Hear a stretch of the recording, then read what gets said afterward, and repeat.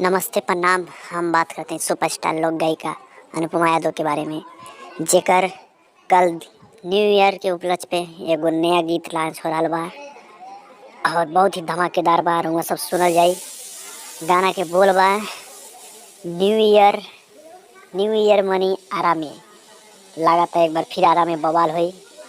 आप लोग गाने को सुनिए और ढेर सारा प्यार आशीर्वाद दीजिए। यह गाना कल सुबह अनुपमा यादव के ऑफिशियल यूट्यूब चैनल से रिलीज़ किया जाएगा और पावर स्टार पवन सिंह जी के बाद अनुपमा यादव का यह गाना लगता है कुछ ज़्यादा ही धमाल मचाएगा। आप लोग देखिए, जैसा कि गाने का बोल है, न्यू ईयर मनी आरा में।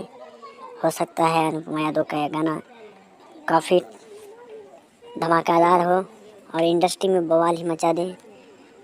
पावर स्टार के साथ आजकल अनुपमा यादव जी काफ़ी देखी जा रही हैं और स्टेज शो में भी हर जगह पवन सिंह के साथ नज़र आ रही हैं। तो इसलिए आप लोग गाने को सुनिए और एक बार फिर धमाल मचाने के लिए तैयार हो जाइए। जय हिंद।